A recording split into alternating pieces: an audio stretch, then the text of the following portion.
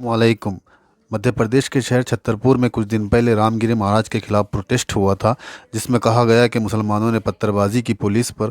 इसके बाद वहां के एक मुस्लिम लीडर का घर गिरा दिया गया और बाद में जो दोषी थे, जिन पर शक था, उनको शहर में घुमाया भी गया।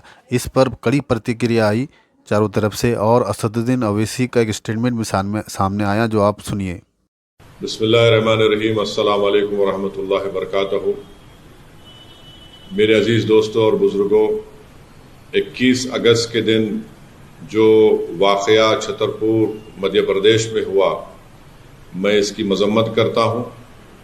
दोनों वाक़यात की जो पत्थरबाजी हुई पुलिस स्टेशन के पास और जिस बर्बरियत और जुल्म के ज़रिए इक़्तिदार के इस घुमंड में डूबकर जो बीजेपी की वहाँ की सरकार ने हाजी शहजाद अली के घर को डिमोलिश किया, बुलडोज़रों से ज़मीन दोस्त कर दिया, और साथ ही साथ उनकी तमाम 3 कारों को भी बुरी तरीके से उसको डैमेज कर दिया, मैं इसका कंडेम करता हूँ।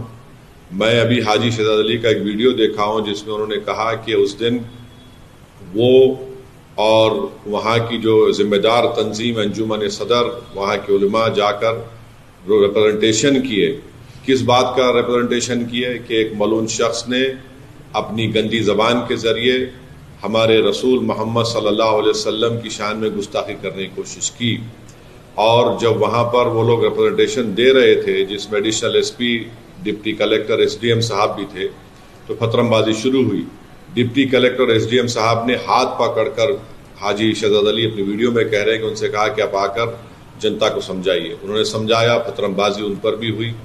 उसके बाद एक मंसूबाबंद तरीके से 20,000 स्क्वायर फुट पर बना हुआ ये घर, जिसका परमिशन है उनके पास, वो कह रहे हैं, उसको डिमोलिश कर दिया गया। अगर परमिशन नहीं भी था तो क्या वहाँ की अथॉरिटीज़ को ये जिम्मेदारी नहीं है कि वो सुप्रीम कोर्ट का जजमेंट है दिल्ली डिमोलिशन पर कि ड्यू प्रोसेस को फॉलो किया जाए? क्या उन्होंने नोटिस दिया? नहीं दिया, और फौरन बुलडोज़र के ज़रिए उनके घर को तोड़ दिया गया, ज़मीन दोस्त कर दिया गया। और उसके बाद वहाँ पर मध्य प्रदेश की छतरपुर की पुलिस चंद एलिज लोगों, एक्यूज को गिरफ्तार करके उनकी बेइज्जती करती है, रोड पर उनको चलाती है और उनके ज़बान से नारे लगवाती है। मैं ये कहना चाहूँगा कि सरकारें चलती हैं तो रूल ऑफ लॉ से चलती है, रूल ऑफ मॉब के ज़रिए नहीं। जो कुछ वहाँ पर हुआ, रूल ऑफ मॉब के मुजाहरे हो रहे हैं। और बीजेपी की सरकार को, बीजेपी के लोगों को बताना चाह रहा हूँ मध्य प्रदेश के, कि आज इक़्तिदार और सत्ता आपके पास है, कल आपके पास नहीं रहेगी।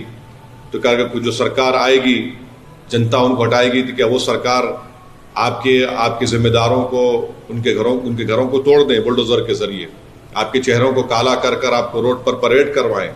आप जो कुछ कर रहे हैं वो संविधान का वायलेशन है। नरेंद्र मोदी बहैसियत वज़ीर आज़म, प्रधानमंत्री, पार्लियामेंट में संविधान को चूमते हैं और चूमने का ड्रामा करते हैं, और वहाँ पर बीजेपी की सरकार संविधान की धज्जियाँ उड़ा रही है। किसी के घर को डिमोलिश कर दिया जाता है, किस बुनियाद पर? क्या ये सिविलाइज सोसाइटी के मज़ाहरे हो रहे हैं? बल्कि हम ये देख रहे हैं कि एक state sponsored communalism Madhya Pradesh में किया जा रहा है, सिर्फ एक ही फ़िरक़े के खिलाफ। चाहे उनके घर को तोड़ दिया जाता है, कभी एनकाउंटर के नाम पर गोलियां मार दी जाती हैं।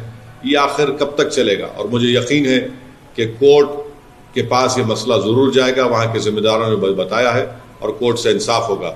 जो सरकार डिमोलिशन के ज़रिए सत्ता चलाती है, वो याद रखें, आप किसी गरीब का घर तोड़ रहे हैं, इंशाअल्लाह वक्त आएगा जब इसी अवाम अपने वोट के ज़रिए आपकी हुकूमतों का डिमोलिशन करेगी।